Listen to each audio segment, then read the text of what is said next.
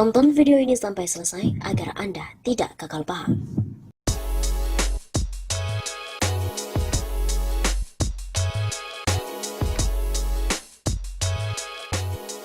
Halo Sobat 651 Stafa, kembali lagi bersama dengan kami untuk menguak fakta-fakta perpolitikan dan juga informasi terkini yang ada di tanah air. Kali ini berita datang dari Cina. Cina membawa kabar buruk buat Indonesia. Apakah itu? Cina membawa kabar buruk buat batu bara RI. Negeri itu berencana untuk mengurangi konsumsi emas hitam, rata-rata pembangkit listrik menjadi 300 gram per kilowatt per hour atau KWH di tahun 2025. Mengutip dari Reuters, ini dilakukan guna meningkatkan efisiensi energi dan menurunkan emisi gas rumah kaca. Komisi Pembangunan dan Reformasi Nasional mengatakan pembangkit listrik yang tidak efisien juga akan ditutup secara bertahap. Pengumuman ini dilakukan oleh Cina di tengah berakhirnya KTT Iklim COP26 di Glasgow, Inggris. Presiden Cina sendiri tidak hadir di acara tersebut secara langsung. Hal ini juga disampaikan kala Cina terseok-seok dengan krisis energi yang menyebabkan sejumlah wilayah dilanda pemadaman listrik. Hal itu membuat negeri panda ini menggenjot produksi batu bara. Sikap ini juga merupakan serangan kedua pemerintah Xi Jinping pada tahun ini, di mana setelah sebelumnya membuat komitmen tidak akan lagi membangun proyek PLTU batu bara di luar negeri. Kala itu ia juga berjanji mempercepat upaya menjadi nol karbon di tahun 2060. Mengutip dari Handbook of Energy and Economic Statistics of Indonesia tahun 2020, ekspor batu bara RI terbesar memang ke Cina, kemudian disusul India dan Jepang. Pada tahun 2020, ekspor batu bara RI ke Cina mencapai 127,78 juta ton atau sekitar 31,5% dari total ekspor batu bara nasional yang mencapai 405,05 juta ton. Sementara ekspor ke India mencapai 97,51 juta ton dan ke Jepang 26,97 juta ton. Adapun ekspor batu bara RI ke Cina tertinggi terjadi pada 2019 sebelum pandemi COVID-19 menghantam dunia, yakni mencapai 144,41 juta ton. Sebelumnya kabar buruk batu bara juga disampaikan India.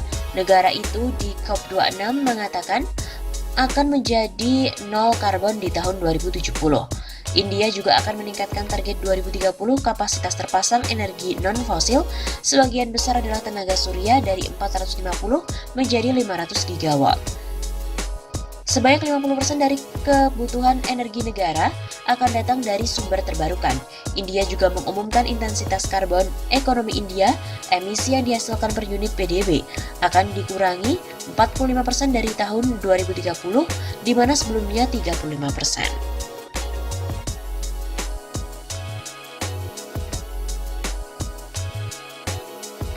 Impor di Indonesia selama September 2021 tercatat sebanyak 16,23 miliar US dollar atau meningkat sebanyak 40,31% dibandingkan dengan periode yang sama di tahun lalu sebanyak 11,57 miliar US dollar.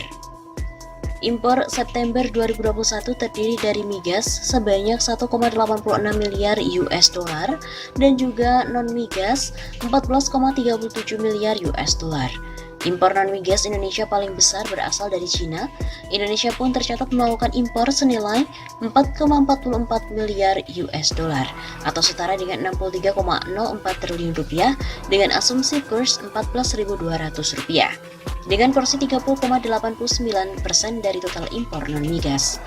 Kalau dilihat komoditasnya, itu adalah mesin peralatan, mekanis dan bagiannya HS84. Kemudian mesin perlengkapan elektrik dan bagiannya HS85.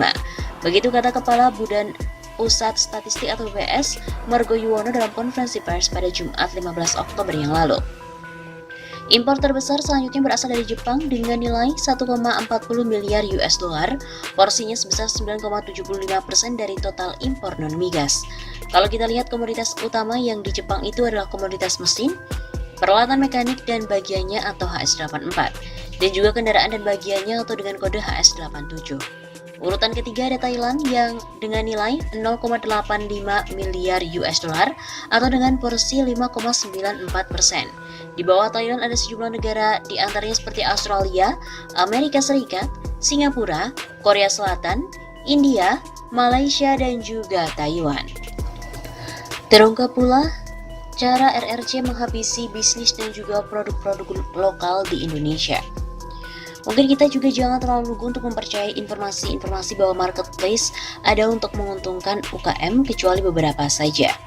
Bisnis online sedang merajalela, unicorn juga sedang hangat-hangatnya untuk dibahas.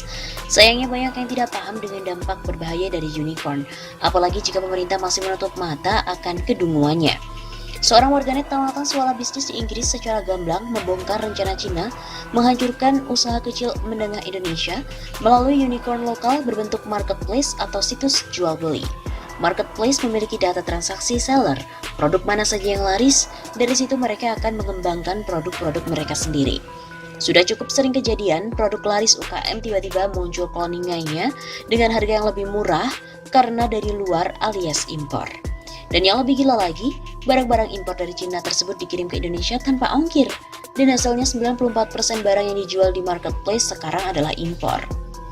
Jangan terlalu lugu juga informasi tersebut menguntungkan UKM.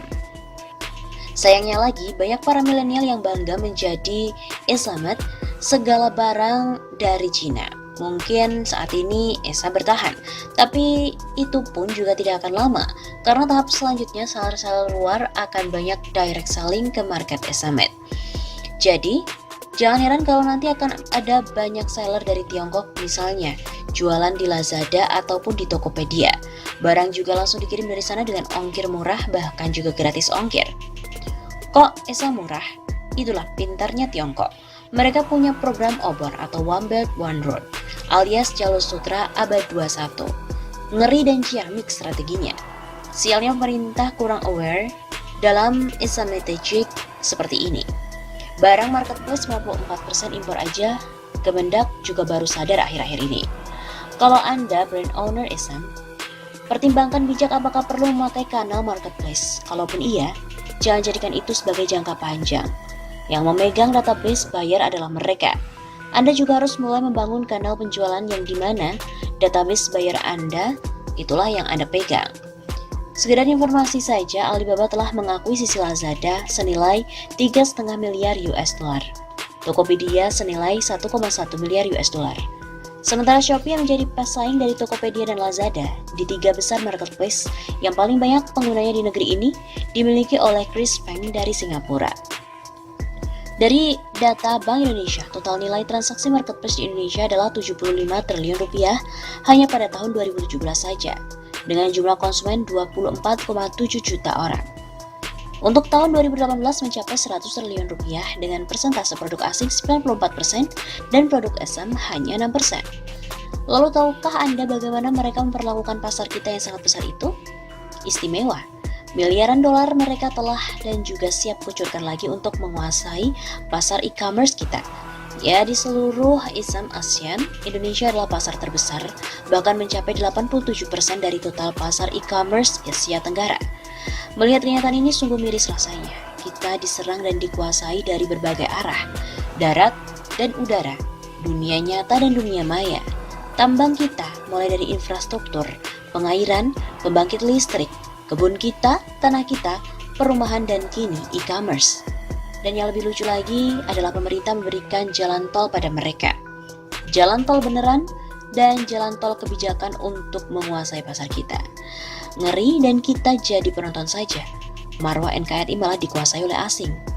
Dan ayo kita munculkan lagi gerakan untuk belanja di warung sebelah. Share juga agar yang lain ikutan melek informasi dan sadar cinta NKRI sejati.